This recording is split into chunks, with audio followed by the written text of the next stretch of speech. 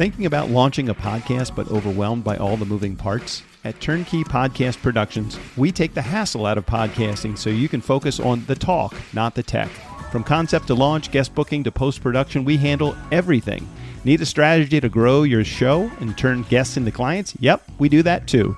DIY or done for you, we've got the solution that fits. Whether you're just getting started or ready to scale, TurnKey is your behind-the-scenes podcast team.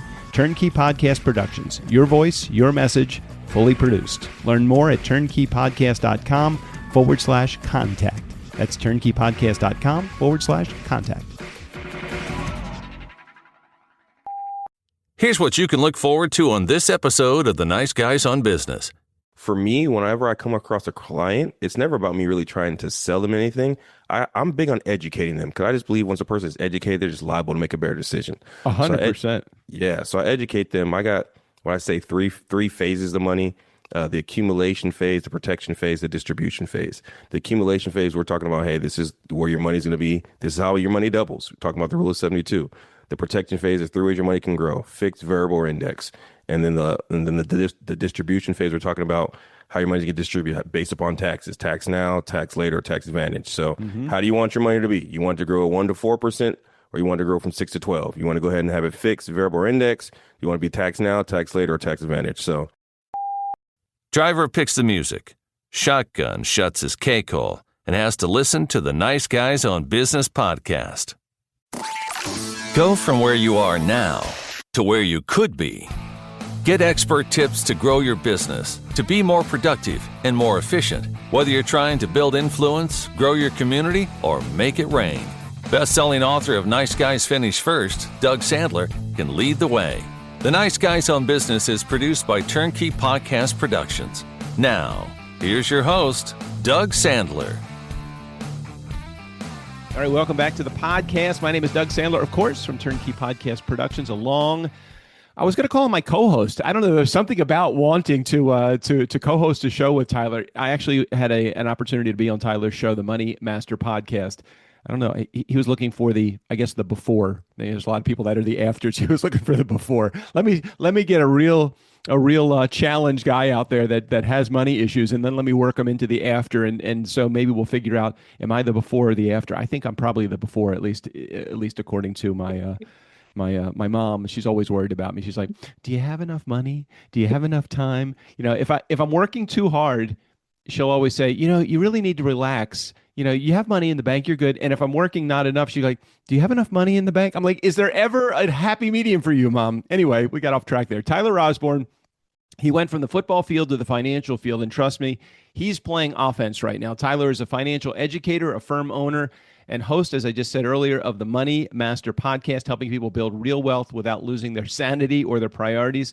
With a mix of psychology, discipline, and a little faith-driven perspective, Tyler's not just talking money, he's talking about building a life that actually works for you. From retirement strategy to generational wealth and his signature 5 F's framework. We're going to talk about that a little bit today. This is where finance meets purpose. Tyler, thank you for being on my show. I can't believe that even after being on your show, you still said yes to being on my show. So welcome to the podcast. I had to say yes, man. You did such an amazing job on my podcast, and love to come and show you some support and some love, brother. So happy to be here. Yeah, thank you. Thank you so much. And I appreciate you being here and you sharing.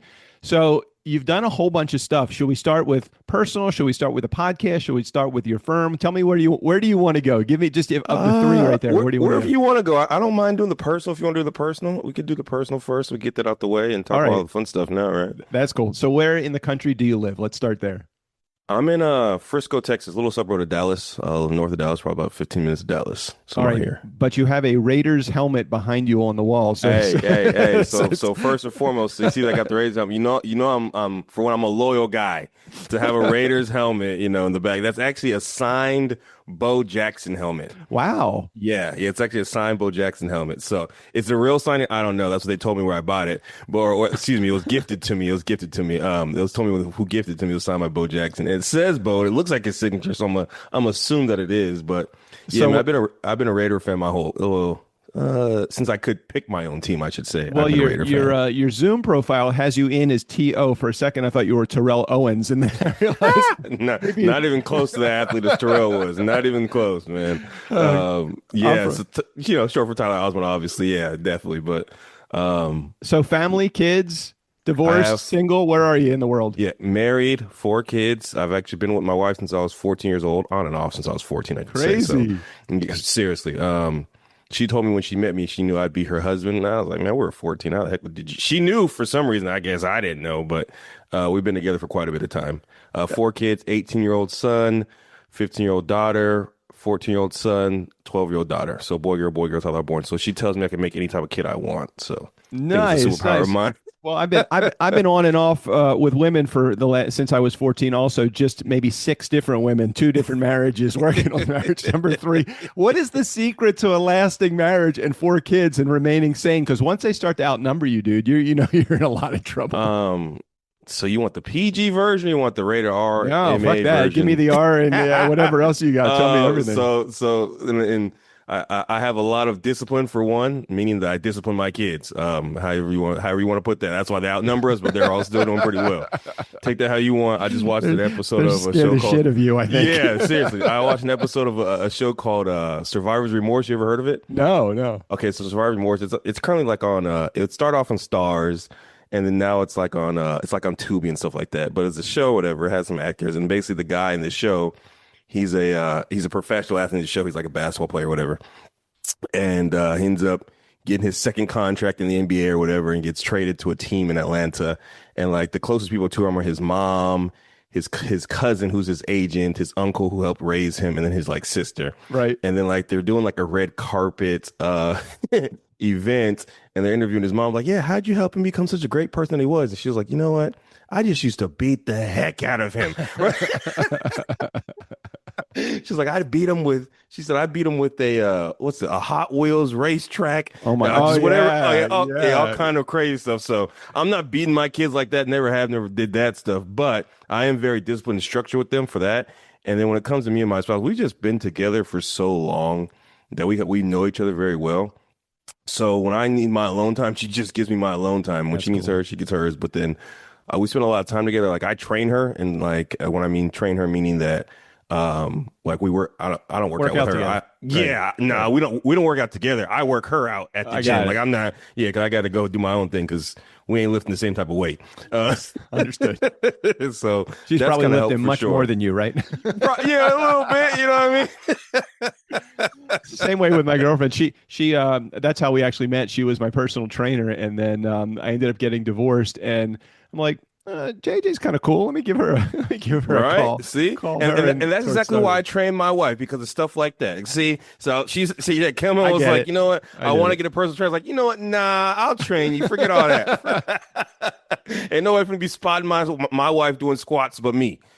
When you were little, like I mean, really little, like when you were like 5 and 6 and maybe even 10 years old, do you feel like your parents had a good relationship with money? Or did you learn that after? I just think I come from a Jewish background, so everybody always blames it on my faith, because they always say, "Oh yeah, the Jews, they got all the money in the world." It's like, I'm like, no, my mom just taught me, like before I went to college, like if you use a credit card, pay it off at the end of the month. Don't be carrying any credit, and if you have a checkbook, make sure you balance it when you had to balance your checkbooks before it was done automated. So how was your relationship growing up with money, and was that as a result of what you witnessed through your parents, or was it something else? Definitely something else. I didn't know we were necessarily, I guess, broke until I was probably like a teenager or so. But we never really had conversations around money in my household. And the good thing is my parents never argued about it either. I could say that, at least not in front of me. They didn't argue about it. But I kind of figured out where we were financially when I was probably a teenager or so, just because we were living with my grandfather, and my dad, you know what I'm saying, my parents and I were living with my grandfather when I was younger, but didn't realize it until I grew up. Like, oh, we live with my grandpa's at my grandpa's house, you know what I mean? Right. So that's kind of that. But they didn't really argue about it in front of me. I found out, started wanting to, my interest in money kind of came in high school just a little bit, meaning that like I took a class in economics. They talked about stocks, and they told us pick a few stocks, and and I have to pick a few stocks and that ended up performing well.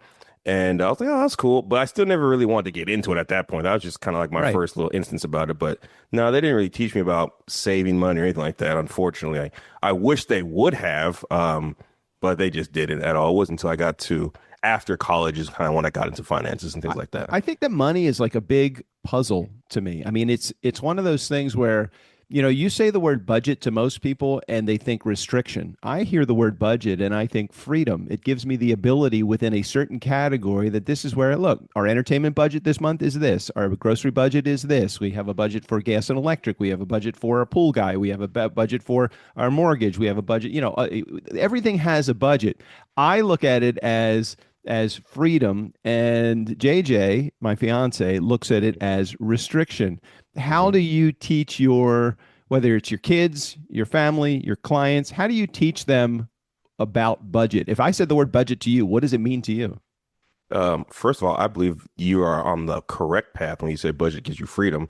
Kind of reason why I titled my show Money Master. I want you to master your money so money doesn't become your master. Because I truly believe a lot of times people are living slave to money, meaning they're going to do anything for it. They got to do this, or they're pulled every each way based upon the amount of money that they have, and they don't know how to handle it properly. Instead of telling your money what to do.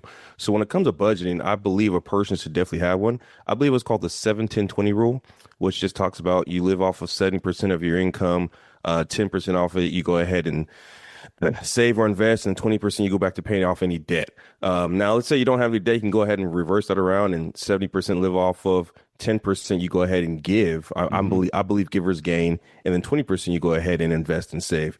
So I believe that can be a good strategy for someone who's just starting off trying to figure this thing out. But that's probably one of the simplest ways I could talk to somebody about it who doesn't have one yet, if they don't want to go into all the details. But I'm big on tracking things, man. I believe if you want to attack it, you got to track it. That's just kind of my motto. Yeah, yeah, and that can be measured, can be controlled. Also, I'm a big believer in that, and I love, I use like QuickBooks. Even though I have an accountant, I use QuickBooks, and I'm like, hey, this is cool. I get to track where all my expenses go. And I'm not a big spreadsheet guy. I hate spreadsheets from a work perspective. But for my budget, my monthly household budget, I have everything written down every month. I'm like, check, there's the mortgage, check, there goes the, the cat sitter payment, check, there goes the cat food, check, there goes the money, whatever it is. And the challenge is oftentimes that, and I'll just relate to and I know my community has heard me say this many times before about my own personal life, so I'm not afraid to share it anymore than I've always done it. JJ, my girlfriend, she is a spender. She likes to spend money. She does not like to think about money. She doesn't want money controlling her. And the challenge is that when she doesn't allow the understanding of money to get into her life, it's the exact opposite. I think it runs her life more than she really feels like it does. Me, on the other hand, I've always had a feeling of, I want to know where it's going. I want to know how I'm spending it. So I've been always a saver. And so when you put two people like that in a room or in a relationship, it can create some friction because she wants to go out and spend money on a dinner. And I'm like, hey, you know what? I really do practice delayed gratification. So if we want to go out for that dinner, let's make sure we have $200 sitting in the bank so that when we go and use our debit card, not our credit card, when we use our debit card, it's sitting in there already. How do you deal with that I'm sure it's something that you have to deal with clients all the time. Absolutely. A lot. So when it comes to couples, there is always a spender, there's always a saver. And it's very rare that I see both of both. Right. But there are instances where I do. Like I meet both our spenders, like, dang, how are y'all both spenders? And then all the times I meet people who are both savers, but it's usually one person's a saver, one person's a spender. And then a lot of times what you have to do is you kind of have to go ahead and kind of reverse engineer it back to what is it that they ultimately want, right? What do you ultimately want one day? And a lot of times when they tell you what they want and you break it back down to what they're doing, what the hard conversation is with the spender is always going to be like, they feel like they're limited to what they can go ahead and do. And the saver, you're very similar to me in my relationship. I'm the saver. My wife likes to be the spender. I believe in delayed gratification as well. So a lot of times, especially when it comes to eating, now I'm like, well, what do you want to eat? And she'll explain. I'm like, I can probably cook it better than they can. Right. And think about it too. Let's say you want salmon and you want to have a nice salmon meal. You can get a nice piece of salmon at the store, get 16 ounces. You both can have 8 ounces, which is a lot of salmon. It's more than they'll serve you. They'll usually do a 4 or 6 ounce portion at the restaurant. Yeah, 4 ounces. And they're serving it. Their cost anywhere between $25 to $40 for that piece of salmon. And then they'll serve sides above and beyond that. So by the time you're done and you have a drink, by the time you're done, you're easily over $100. Where if I did that at home, I could do it for well under $30 for everything. Oh yeah, but you got the prep, and it's it's not quite as fun. And I'm like, no, I have a really good time when I know I have that $70 extra staying in the bank. For that $100, I can have a whole lot of salmon. Right. Exactly. With some leftover. I ain't just got to eat the 4 ounces. That got some salmon for the next day and the next day as well. Like, and with a family of four, you go out with a family of four. Six. I'm sorry, 4 kids, Yeah, six of you total. Yeah, man. It gets out of hand. And your kids, kids want appetizers. They want desserts. Absolutely. They want a fun lemonade drink. And they want all that. Mama always wants, I want that old fashioned, or I want that martini. It's like, I don't know. By the time you're done, it's $200 at least. I didn't realize until after my fourth child was born. When you start going to restaurants, you have 6 people, they automatically just take gratuity from you. There's no like, I was like, wait a minute. Parties of 6 will automatically. Automatic 18% automatically. Wait a minute. Oh yeah, you got a party of 6. Like, dang, there's 4 kids meals here. What are we talking about? Right. But that's just how it is when you have so for me, eating out, it's easily $200 to $300 usually. Whenever we do it. But I do a lot. I think we talked about this before, or maybe we didn't. I do a lot of cooking. I do like 85% of the cooking in my house. So just because I enjoy it, and then I teach my kids how to cook, because one day they're going to need to learn how to do it anyway. So, but eating out, and when you're dealing with couples, that's probably one of the bigger things. Eating out, and also their subscriptions. Like, oh my goodness, people have so many subscriptions that they don't even utilize. Like, it's crazy how many people have subscriptions. So I just really reverse engineer it, ask them what they want. Is this worth having? Do you is something that you want? And I don't want to limit them. I just want to help them understand it, because if I try to tell them to get rid of something, they're going to want to keep it. But if they come to the conclusion like, yeah, dang, I really don't probably need this, or I could do this, or I can get, it's not about cutting back necessarily. Right. It's just about having a clear understanding of what you're doing. I think when people get a clear understanding of what they're doing, they can make the decisions of cutting back on their own, instead of me being their boss and telling them what to do. So that's not what I want to be. Yeah, I mean, you can look at just somebody's subscriptions alone, and it tells you a lot about them. You look at somebody and they're spending $300 a month on subscriptions, and they don't even they might say, yeah, what are we spending, like $50 on subscriptions? By the time you're done adding everything up, you're spending $300 before you even have paid yourself that 10 or 20%, depending on which direction you're going. Yep. I remember in the early 90s, before I hit this world of self-employment, which I have become self-employed and have been unemployable for the last 35 years or so. But I was in the mortgage business, and I remember that the doctors would come in for their mortgages, and the professionals, the attorneys and accountants and financial planners would come in to us for mortgages, and they would be bringing in a huge amount of money, $200,000, $300,000, $400,000 or more, let's say.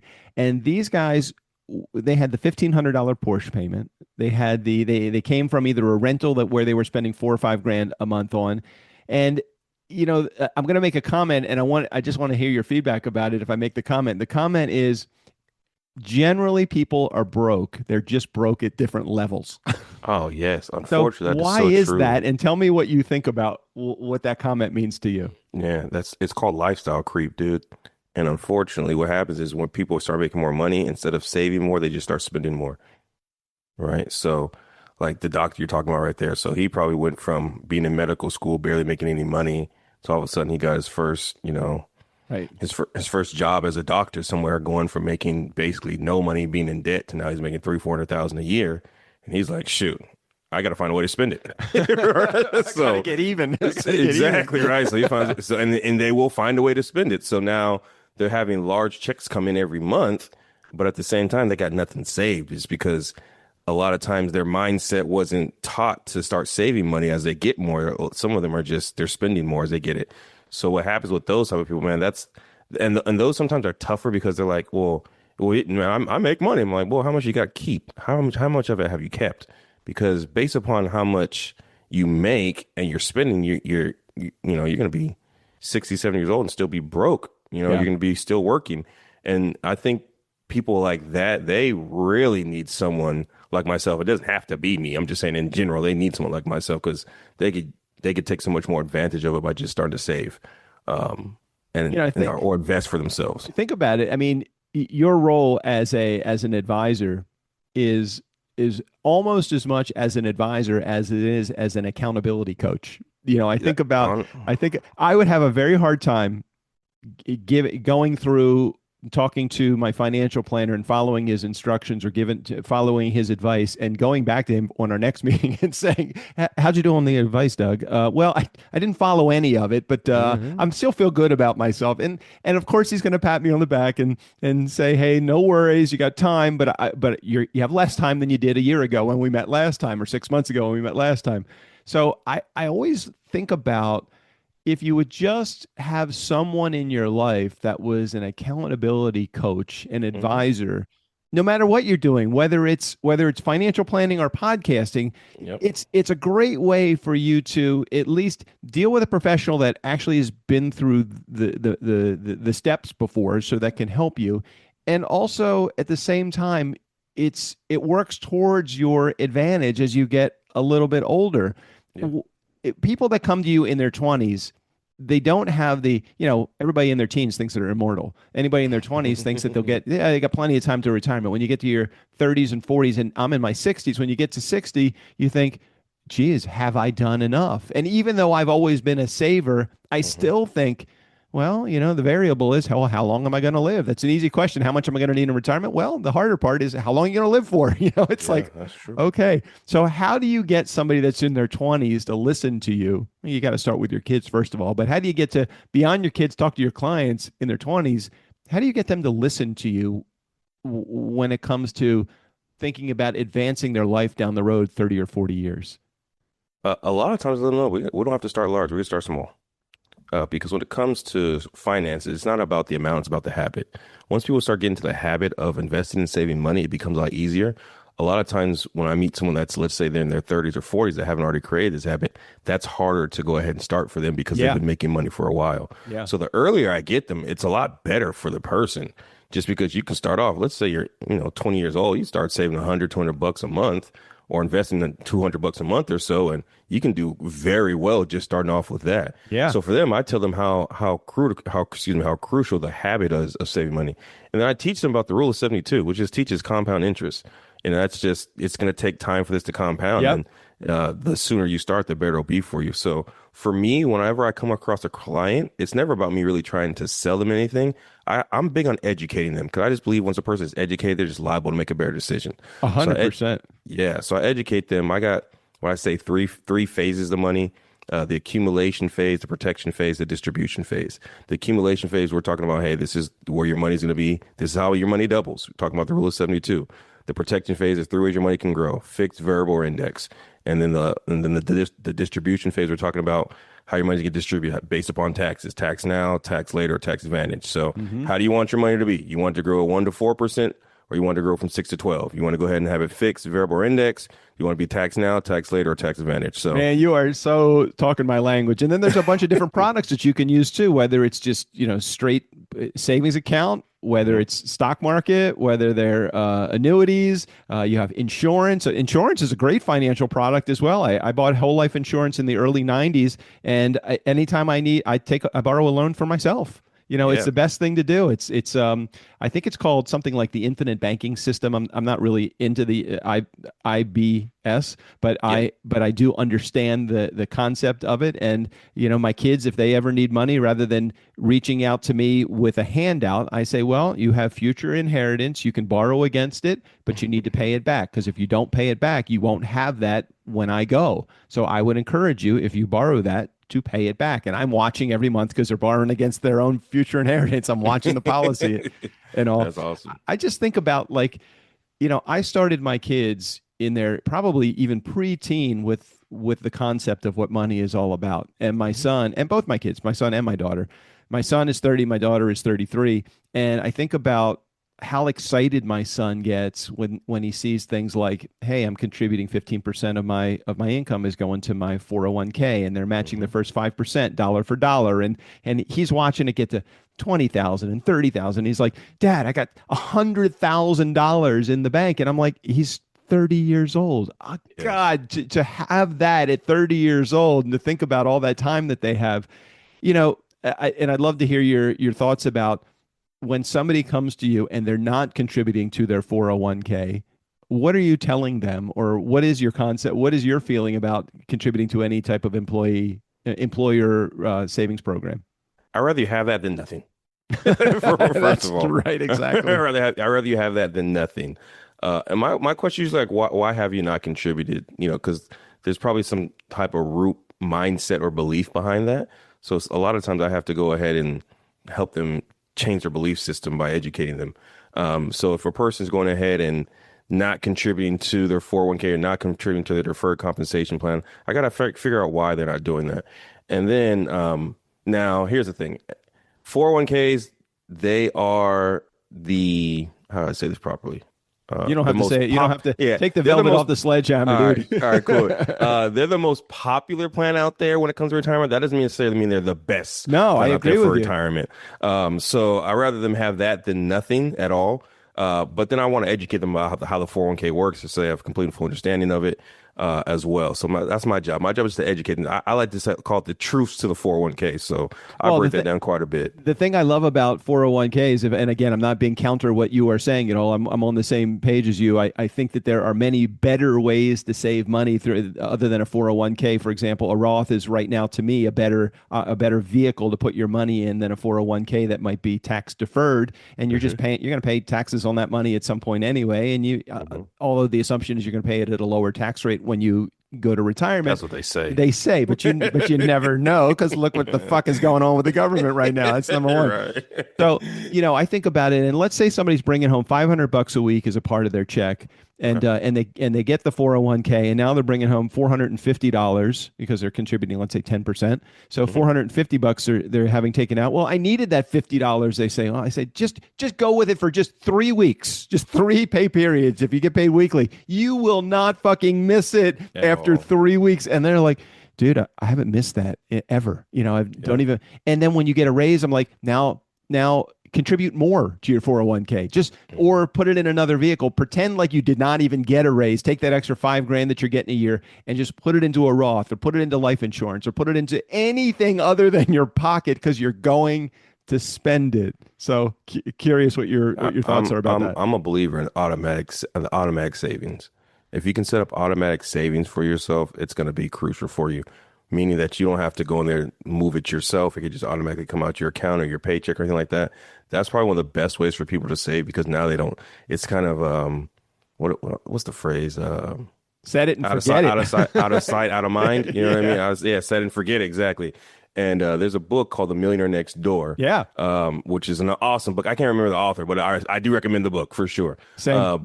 But The Millionaire Next Door just talks about how, there's different people all throughout the life that you don't, the people that you see with the Armani suits and the, gator shoes on, driving the Mercedes Benz, whatever it may be. Right. They're the ones that actually broke, you know what I mean? And then the guy that's driving the Honda, you know what I mean? 2012 Honda. 2012, you know what I mean? Going to the grocery store in sweatpants and a t-shirt. That's the real millionaire, because they're not worried about the flashy things. They're focused on what really moves, which is going to be assets. But it talks about in the book just having automatic savings, and I've been a firm believer of that for years, that setting that up is a strategic way to make sure that you do grow ahead and grow your retirement, grow your wealth, and ultimately your net worth as well. So can we talk about the podcast for a couple of minutes? Is that okay? Absolutely. All right, cool. This is your podcast. You ain't got to ask me what to talk about on your podcast. We're going to talk about it. Well, I want to be kind. We'll get to it eventually, but shit, man, you don't have to be kind to me. Just tell me, fuck no, I don't want to talk about the podcast. Let's move on to something else. So, Nice Guy Community. So Tyler, he hosts this show called the Money Master Podcast. And I'm really curious, because I know you've seen all shapes and sizes of people, whether they're professionals or normal people that are looking for assistance in the world of finance. What's one money lesson that you wish every listener would actually take action on? If they could take action, let's give it to my audience. We're just going to summarize your podcast into one piece of advice. What would it be that you want every listener to take action on? And I say this every time. It's so cliche, but it's so true. Just pay yourself first. Like, just pay yourself first. Like, why would you work so hard for your money? And then as soon as you get it, you go pay everybody else but yourself. All right, let's talk about what that means, though, because I think there's a lot of people in my audience that might not know what that means. So let's just say pay yourself first. So you see a paycheck and the paycheck says $1,000. Now take it from there. $1,000. All right. Go ahead and take 10% and put it towards you, your savings, your investments, whatever it may be. Yeah, or Tyler, but it's tight this month. You know, we had an extra subscription that we bought. I wanted to take my lady out to dinner, so we did that. I just don't have the $100 this month. I'll make it up next month, or I'll just contribute next month instead. Yeah, no, you won't. Okay. Don't. Here's the thing: you can't lie to yourself. But how do you teach somebody that is underwater every month to pay themselves first and understand what the reality of that actually is meaning to them? So if you're underwater every month, meaning that you probably have things that you're paying for that you might not need, or you're overspending. Most times it's just overspending, meaning that, we have to go out to eat. No, you don't. Like, or we have to go ahead and go to this movie. No, you don't. So a lot of times you're still dishing your money out to other people that are not you. When it comes to your money, the most important person is you that's going to be involved with it. So we have to change that mindset. That's going to be the main thing, is we got to change their money mindset on how they think about money.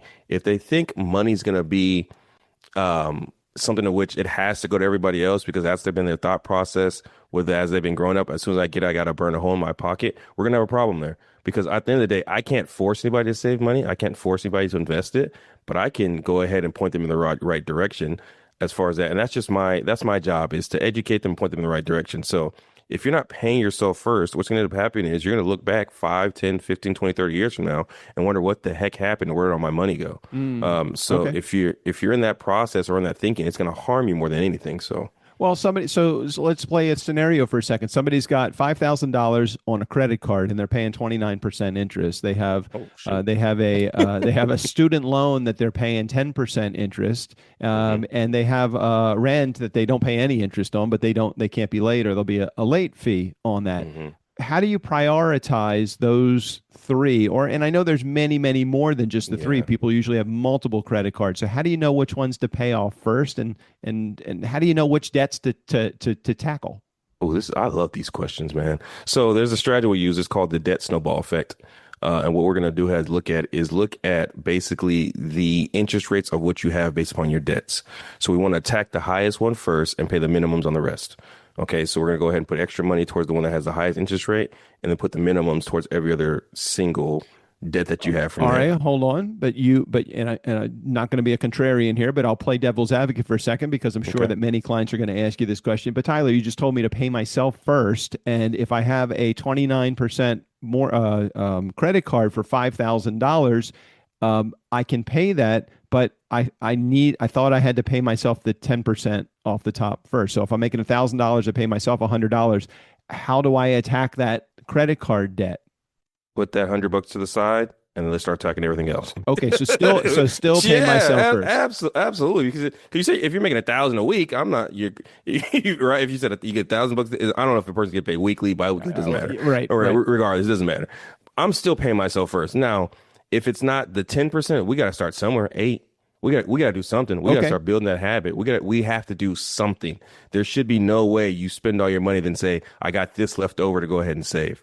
That just sounds foolish to me. So we have to do that. And nowadays too, if you feel like if a person is in a situation where they're not making enough, there's so many different ways to go get a side gig now that you could start, making more money. What I find out is this: now, some people do have a savings problem. A lot of people do have income problems as well. They're just not making enough money.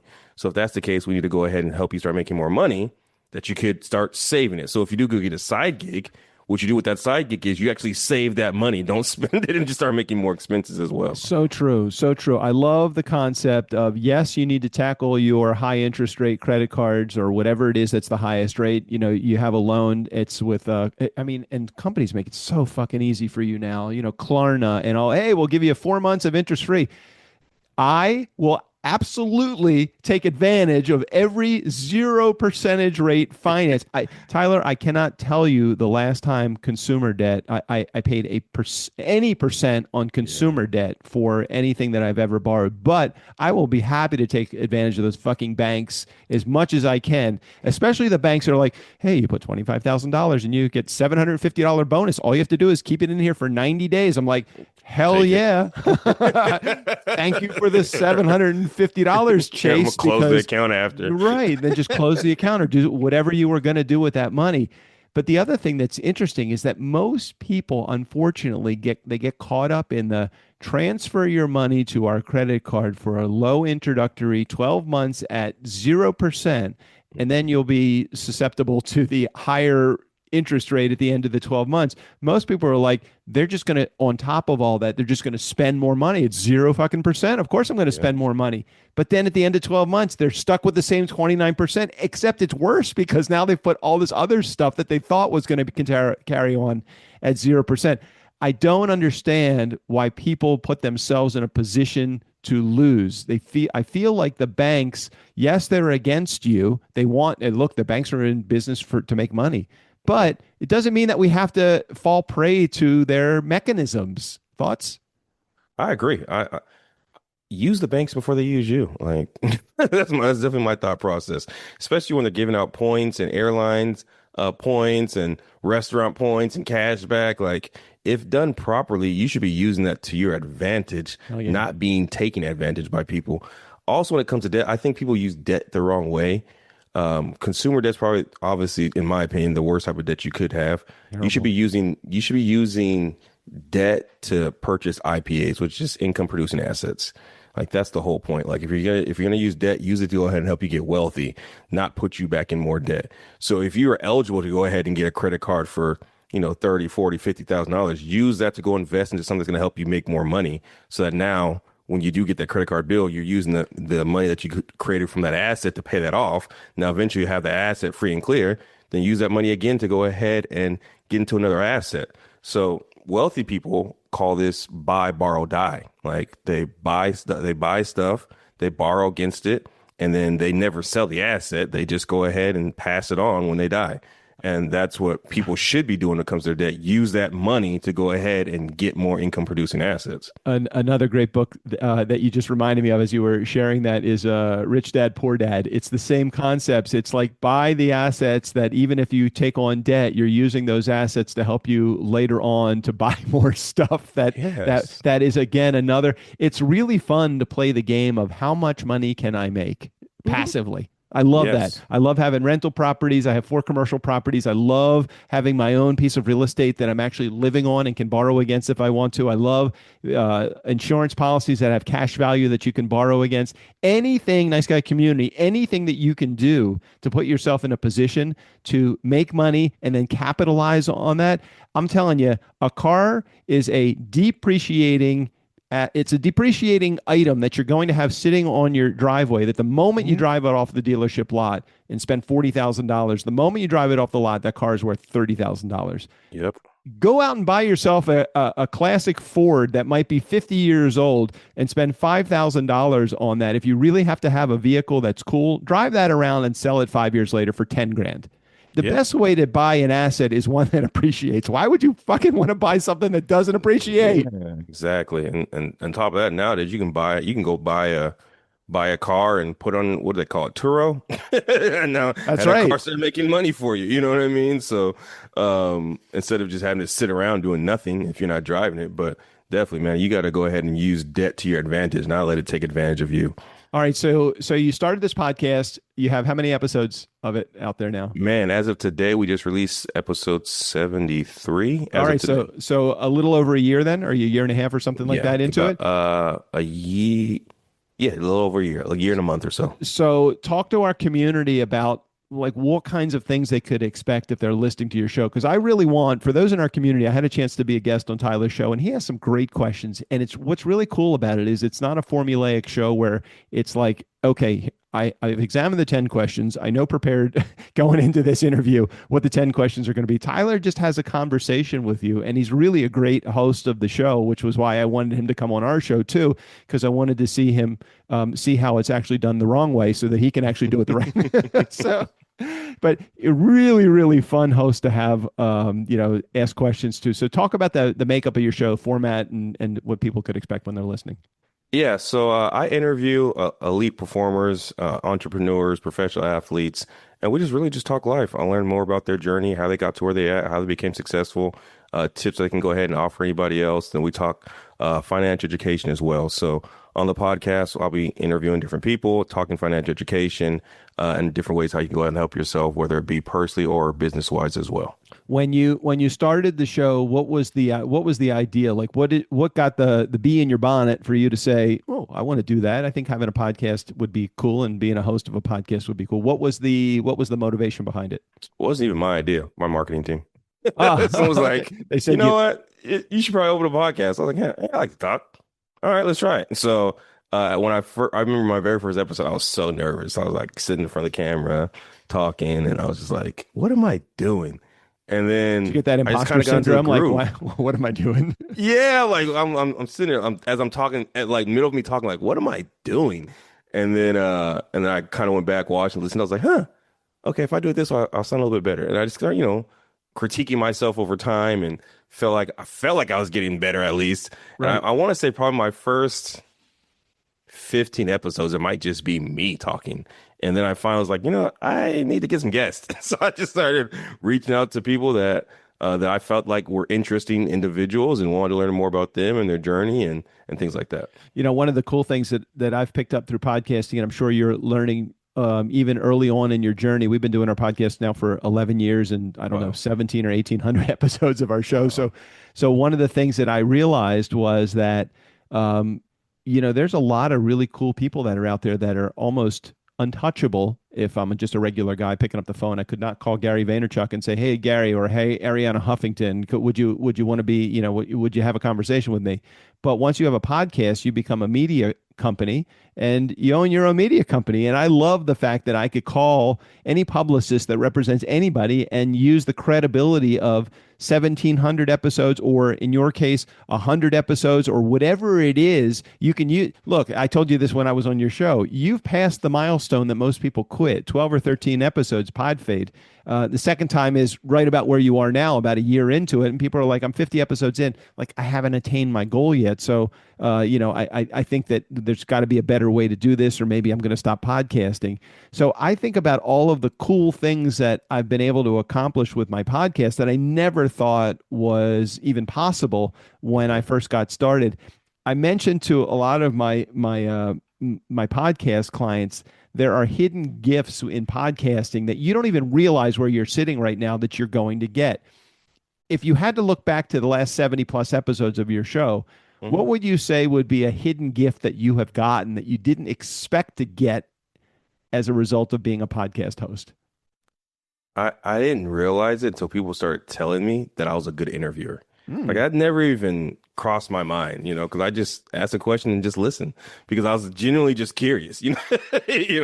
That was one thing that I started to notice is like, and I guess I should have probably knew that ahead of time because I wanted to go to school to be a marriage counselor, but then I got married and decided I didn't want to do that no more.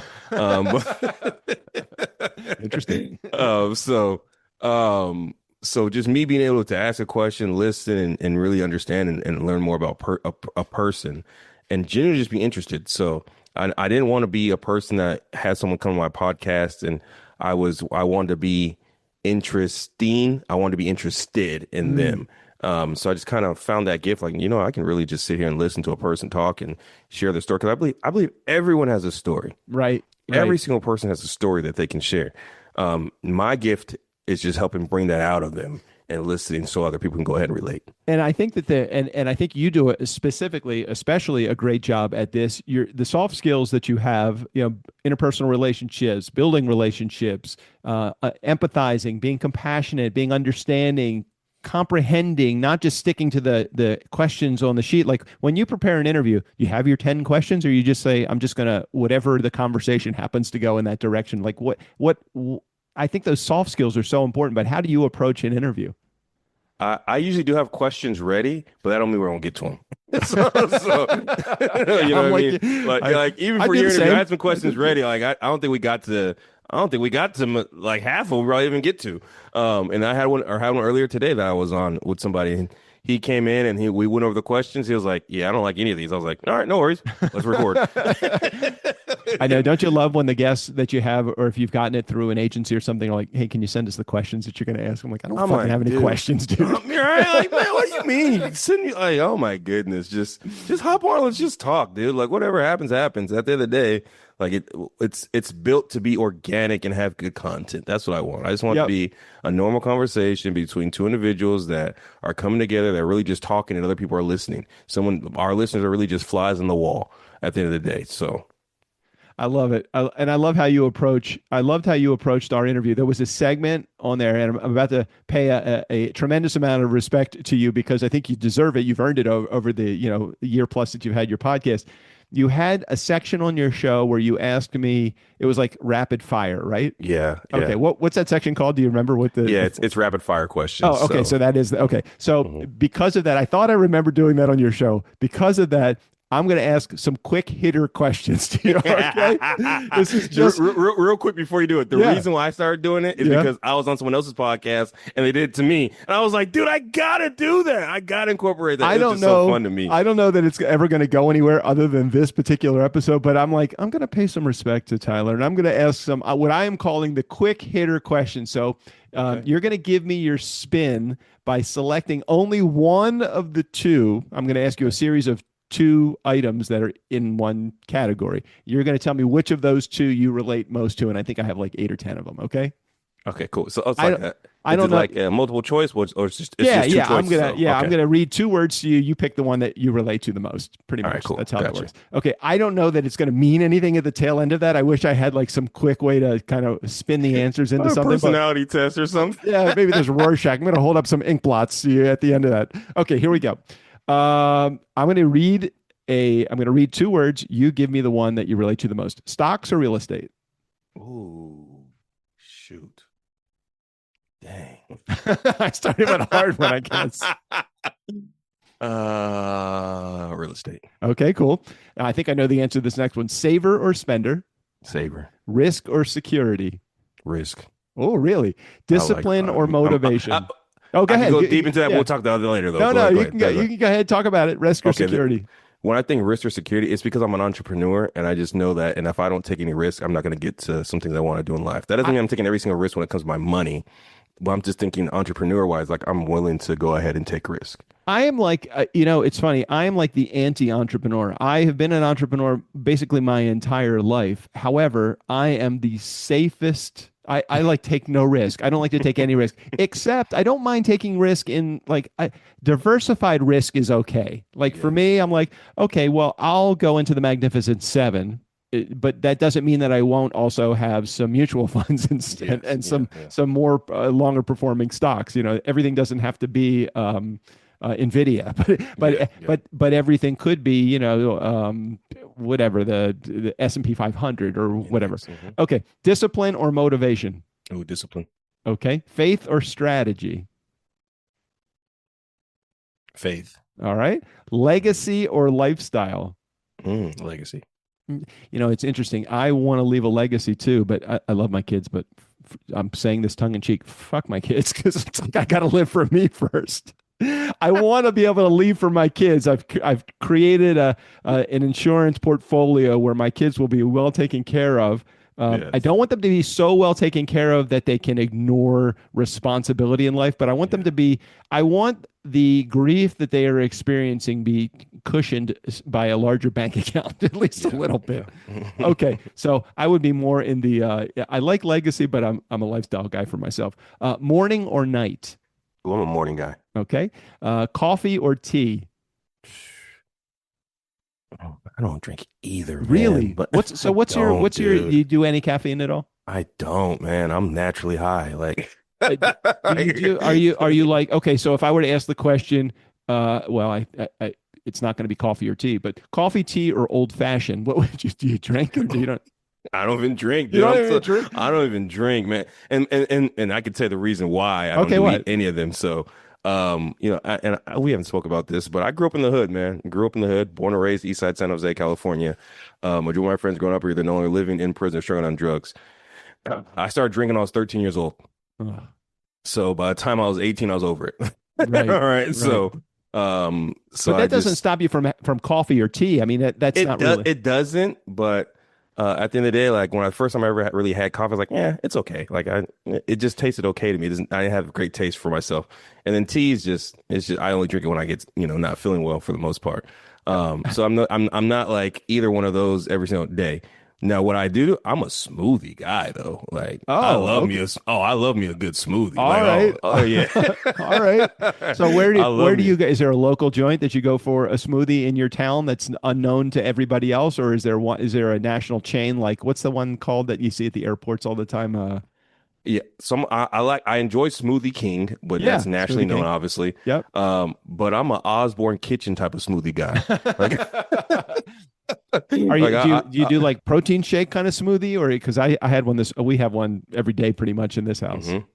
I'm a all fruit smoothie, very, very, very, very low fruit juice in it. Like the fruit juice I put in it, it's like it has like zero type sugar stuff, or whatever. Right, right. But then I'm mixing in some Greek yogurt and peanut butters and a whole bunch of fruit and ice and Nice. yeah, dude, Do I love it, you man. supplements? Do you do supplements at all? I don't, man. It's crazy. It's crazy. I just got my body scan probably like I do it every month. So my last one I had was last month or this month, I guess it's still this month, it's not May yet, Right. on April 7th. And my biological clock or age, Yeah. when I did it in February, excuse me, in March, I was I had a body of a 40-year-old. I'm 38, so I was 2 years older. Yo, body. Wait a minute. How would you take that? Is that I good, or was you have to catch up? No, so I was like, dang, all right, You I got some work to pissed. do. So I did it again this month in Yeah. in April, and now I have the biological clock of a 37-year-old. And It's so too in a month, fickle. It's too fickle. If you can do that in 60 days, if you can change the biological age of your body, it shows you exactly how vulnerable your body is to what you put in it, doesn't oh, it? absolutely. But I lost 17 pounds within 2 months. Nice. Okay, I got So it now. I got it. so Well done. so yeah, and then it was the guy who was reading my scan to me. He was like, yeah, he was like, dude, how did you do that? I was like, man, I just locked the F in. Like Right, right. I played sports my whole life. I know how to lock in when I need to lock in, so I just lock the heck in. And I don't take any supplements. I'm all natty, all natural. And yeah, just yeah. All My right, son that's said the cool. other day, he said, dude, Dad, you want to take some protein? I was like, yeah, I probably should, but I'm good. I Well, as long probably will get to it. if you're feeling good, I think somewhere around I think maybe like 50, maybe 55 at the latest, things Mhm. started not to recover as quickly in my body. Like I would do some work under my car and then I would get up and like the next morning I'm like, why does my shoulder fucking hurt? Like my shoulder shouldn't hurt. I You worked slept on wrong. yeah, I sleep wrong or what did I do? You know, I go to the gym and I will do some lateral pull downs Hmm. and like the next day I'm like why does this muscle in my neck hurt? It should not. So quick recovery things, adding more protein, obviously adding more fiber into my Yes. diet for good dietary balance. Vitamin D, extremely important. Vitamin A, vitamin C, all of the different supplements, omega-3 fatty acids. I mean, that kind of stuff. Even I think, and I don't know how you feel about this, and I have never done this, but I've examined whether it's something that I should be doing. Should I be doing like testosterone? Hmm. Should I have any monthly injections of something like that? Nothing I'm not trying to do it for bulk. I'm trying to do it for recovery time because I think that you lose a lot of hormones as you get older. And at We do. 61 now, I'm like, fuck, it's like I just want to be able to go to sleep, wake up, and not have my body hurt in the morning. And I'm trying to figure Yeah. out how to make that happen. And for one, you definitely don't look like you're in your 60s. So every time you send, I'm like, what is he talking about? So yeah, that's awesome on your part that you don't look at, and your energy is so much higher than the average 60-year-old, which is beautiful as well. But yeah, man, I'm big on doing what each person feel like is best for them. Like my body's gonna be different from your body, just like everyone's finances are Right, different as well, and right, everyone's right. health. So if it works for a person, I don't knock it. Like, hey, if that's what you want to do, go for it. This is how I am. It's been working for me. It's crazy because even when I played football, like a lot of my teammates, and they're not no bad. I'm not talking about they're doing steroids like that, but they were taking creatine and stuff like Right. that, which I just never took it. And creatine's not bad for you either. It's just I just never did it. Well, That I just think wasn't for me. I think about, the creatine in the podcasting space is like paying for listeners or ratings and reviews. And I'm Ah, not yeah. against people doing that. I'm just against people doing that if they think that that actually is going to be an effective tool to build a community. You pay for listeners, or you pay for subscribers, or you pay for ratings and reviews. The moment that you lift your foot off of that paywall, that credit card, or that money that you're paying to get that service, all of those things disappear.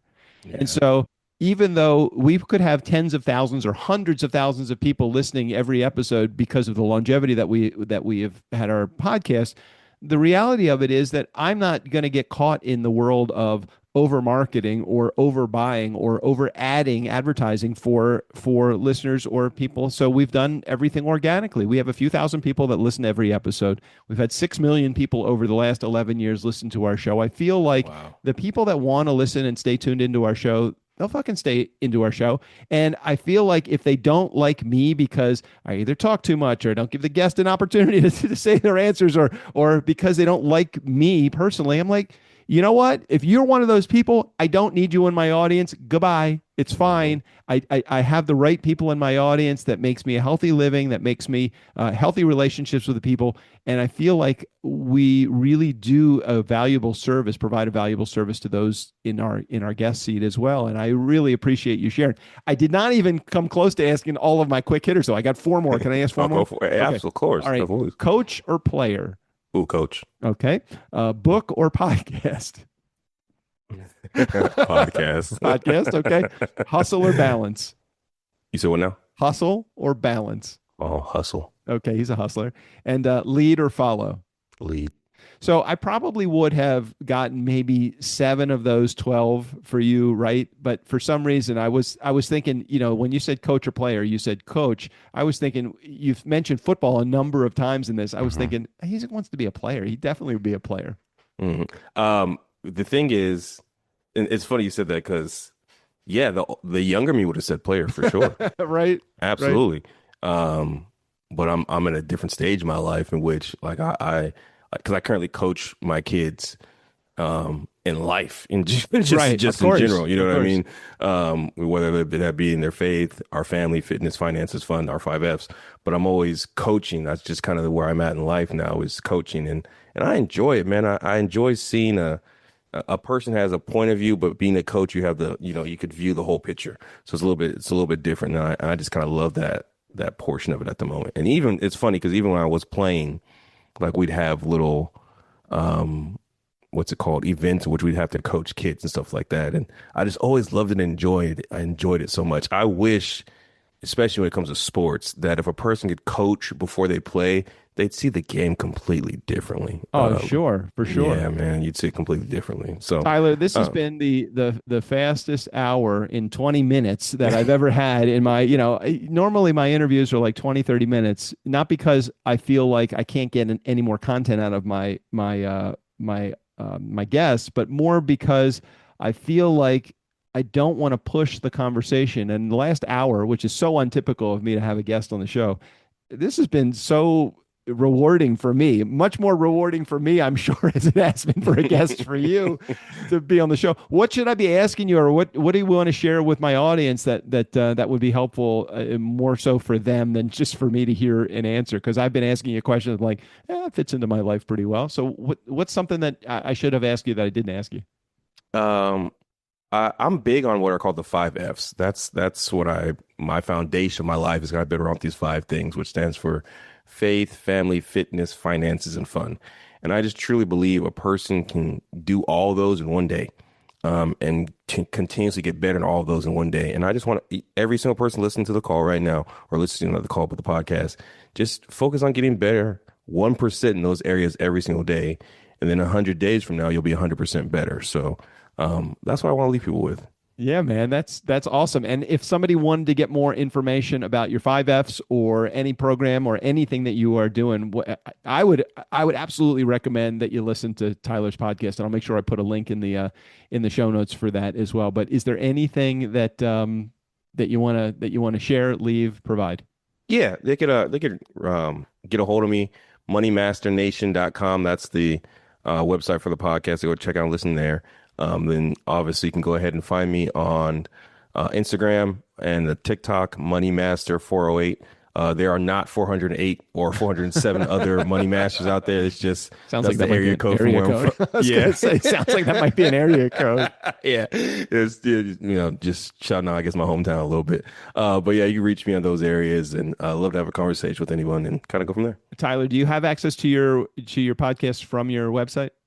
Yes. As soon as you go to the website, you can go ahead and check out the latest episode as well. Then, but we're everywhere. Apple's, Spotify, all the places, dude. We're everywhere. I got it. Yeah. So I'll put a link in the show notes. So I'm not Nice Guy Community giving you so many places to go that you don't go anywhere. I'm just going to give you the MoneyMasternation.com podcast. I'll put a link in the show notes so you have access to that. Tyler, this has been a great conversation. We got to figure out ways to do stuff together, whether it's webinars for people, master classes, anything like that. I really think that we play well together. I agree, man.